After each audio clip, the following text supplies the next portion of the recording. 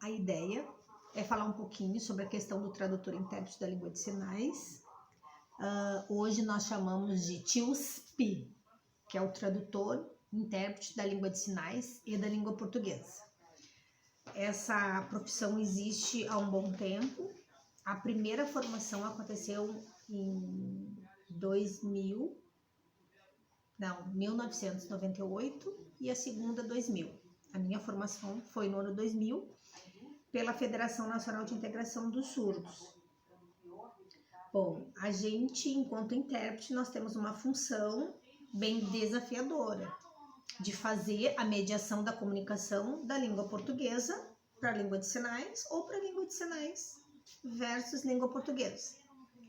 E daí são aquelas questões que nós já falamos em aula, tribunal, e diferentes situações, justiça do trabalho, separação, partilha de bens, pensão da família, inventário, questões trabalhistas e outros eventos. Qualquer órgão público tem por responsabilidade social e legal contratar esse profissional que trabalha em dupla sempre de dois.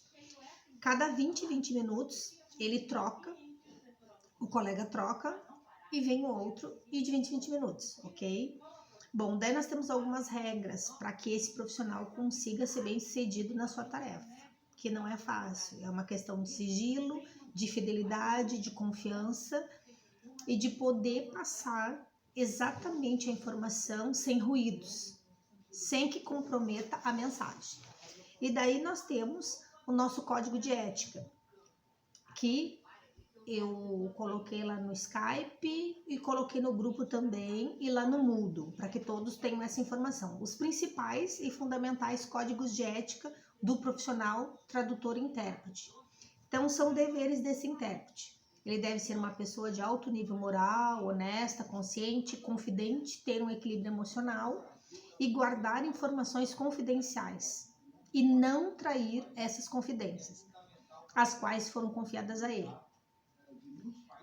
Logo ali no início diz confidente e equilíbrio emocional. Por quê? Porque a gente vai lidar com a vida do outro. Mesmo que nós não sejamos parentes e talvez nem venhamos a conhecer o surdo, a não ser no dia da audiência ou do depoimento dele, ou se ele está sendo entrevistado por uma empresa, ele pode estar num evento internacional, num congresso, e talvez nós sejamos contratados para fazer a fala desse surdo. Mas tem situações que se faz muito importante, fundamental, nós termos equilíbrio emocional para que nós possamos fazer a mediação dessa comunicação, seja ela qual for, e que nós não venhamos a nos envolver emocionalmente com esse surdo em função da situação dele, de injustiça, de desigualdade, que é o que mais acontece. Logo a seguir, o item número 2, o intérprete ele deve interpretar fielmente da melhor maneira a maneira que está sendo dita, a informação que está sendo passada, sempre transmitindo o pensamento, a intenção e o espírito do palestrante. Ele deve lembrar dos limites da função e não ir além da sua responsabilidade, ou seja, talvez sejamos contratados ou cotados para fazer um evento X. Eu não domino nada de inglês, nada de informática, nada de química, e o evento é exatamente sobre esses assuntos. Ou assuntos políticos, sociais, geográficos, científicos, que não tem nada a ver com a minha formação, eu não sei. Então, com certeza, enquanto intérprete, eu vou traduzir com ruídos. O que é traduzir com ruídos? Não vai ser claramente entendido pela população surda. Claro que tem a ver também com o grau de conhecimento que o surdo tem. Ele pode ser do ensino médio, ensino fundamental, talvez ele não seja escolarizado, talvez ele não seja letrado, talvez ele não conheça a língua de sinais. Então vai depender muito desse grupo, dessa população, dessa assistência que eu vou fazer a mediação da conversa. Se vai ser um surdo, se vão ser 2 surdos, se vai ser um congresso de surdos, onde tem surdos de diferentes comunidades, de diferentes conhecimentos. No número 4 diz: o intérprete deve reconhecer o seu próprio nível de competência e ser prudente em aceitar tarefas, procurando a assistência de outros surdos. Digamos que um trabalho, tradução do Enem. Anualmente isso acontece. Então, a gente não sabe de antemão qual vai ser o assunto, mas a gente sabe que todas as disciplinas, química, inglês, espanhol, que talvez eu desconheça, conhecimento específico. Então, a ideia é sempre a dupla. Um intérprete pedir apoio para o outro. Eu não sei, então eu tenho que ter assim, ó, humildade para entender que eu não sei. Mas eu não posso comprometer o conhecimento do surdo. Então, a ideia é que eu possa contar com esse outro colega, porque sempre o intérprete trabalha de dois. Sempre é a dupla. E daí a gente está falando de palestra, entrevista, congresso, enfim. O quinto, o intérprete ele deve adotar uma conduta adequada de se vestir. Então, vocês vão observar, principalmente na televisão, que hoje, até uma notícia, né, do dia a dia, tem um intérprete, ele vai estar com uma cor escura, ou ele vai estar, em geral, ele está de preto, talvez um bege, talvez um branco, mas em geral ele está de preto, porque é o uniforme do intérprete, e ele não vai estar com adereços, né, nada que chame muita atenção, nada petit pois, quadrado, xadrez, nada, com cores fortes e vibrantes, com colares, correntes, não, porque isso distrai a atenção do nosso ouvinte, que será o nosso surdo, a nossa assistência, então, de maneira neutra. E como é que vai ser, então, as relações de trabalho com esse órgão que contrata a prestação de serviço de tradutor-intérprete? O intérprete, então, ele deve ser remunerado conforme o serviço que ele vai executar.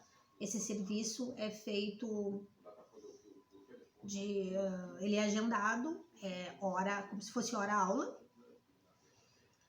e haverá um contrato de serviço. O que é competência daquele intérprete fazer? É durante um evento esportivo, educacional, talvez um programa de televisão, talvez uma live, uma palestra, enfim. Tudo isso tem que ser dito antes para que o intérprete possa se preparar. Jamais o intérprete deve encorajar os surdos a tomar partido ou que ele venha a ser o favorecido, né? Porque talvez nós podemos manipular o surdo só porque a gente sabe a língua dele e tentar manipular ele de maneira que ele seja convencido de algo que não está sendo dito na palestra, no evento.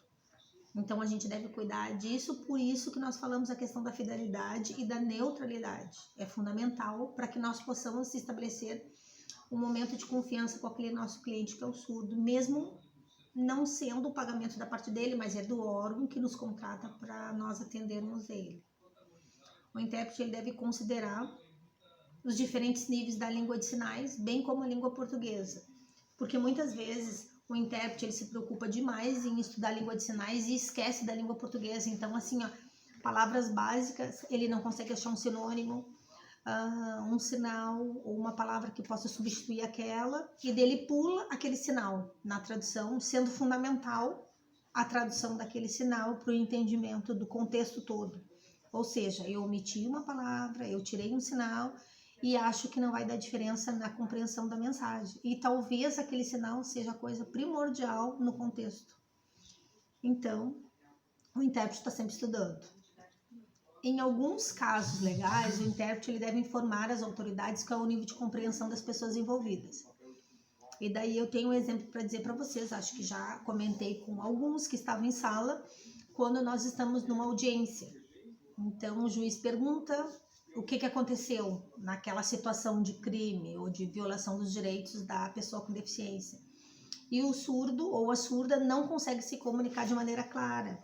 É um surdo que não sabe sinais, contrata o intérprete imaginando que o intérprete vai conseguir fazer essa mediação de comunicação. Só que o surdo não consegue entender o que está sendo solicitado. Então, o intérprete vai ter que chegar nas autoridades, no juiz, no promotor, né, no advogado e dizer, olha, ele não conhece a língua dele, eu estudo, eu sou intérprete da língua de sinais, trabalho com isso há muitos anos, mas ele não consegue me dar as respostas que o senhor está perguntando. Vamos tentar de uma outra maneira? Então, a gente vai tentar conversar com esse juiz, com esse advogado, de maneira que esse surdo entenda, porque tem níveis e níveis de surdos, que sabem a língua de sinais e outros que não sabem a sua língua. Nem todo surdo usa a língua de sinais, nem todo surdo entende a língua de sinais, e poucos surdos conseguem escrever corretamente a língua portuguesa.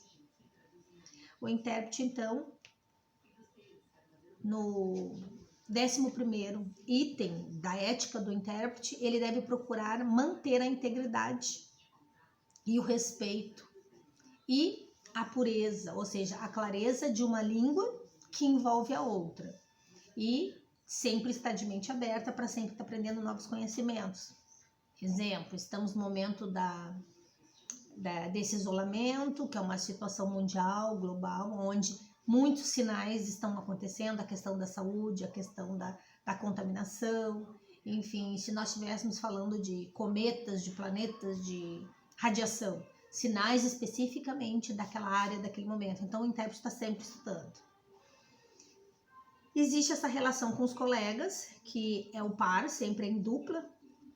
E como é que funciona essa relação? É o 4º capítulo, na 13º. Reconhecendo a necessidade para o seu desenvolvimento profissional, o intérprete deve agrupar-se com seus colegas profissionais com o propósito de dividir novos conhecimentos de vida e desenvolver-se em suas capacidades. E com certeza ambos, né, terão mais habilidade